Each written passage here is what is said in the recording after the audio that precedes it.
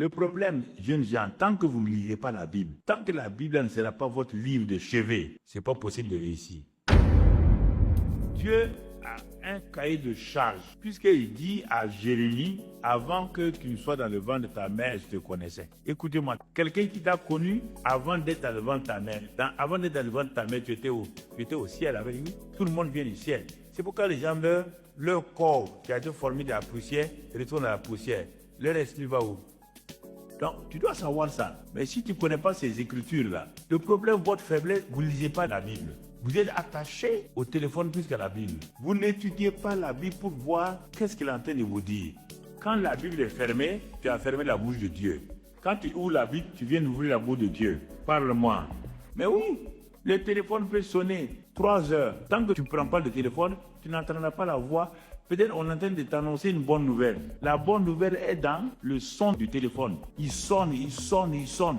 Toi, tu attends pour que quelqu'un t'aide avec de l'argent. Donc, la personne qui a été choisie est en train de téléphoner. C'est une bonne nouvelle, mais tant que tu ne prendras pas le téléphone, tu ne décroches pas. Tu n'entendras pas sa voix. Tant que tu ne vas pas ouvrir la Bible et dire à Dieu, tu as dit ça, mais moi, je veux savoir comment tu as dit. Toi, tu vas t'asseoir et réfléchir. Tu n'es pas l'auteur de ta vie. Il a dit à Jérémie, ne dis pas que tu es un enfant. Ce n'est pas une affaire d'enfance. Il y a plusieurs phases. Tu as été créé. Créé, c'est esprit. Formé dans le ventre de ta mère.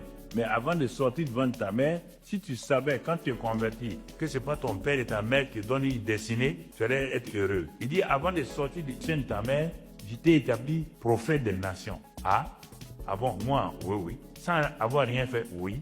Quel est ton cahier de charge? Tu as un cahier de charge pour sérieux.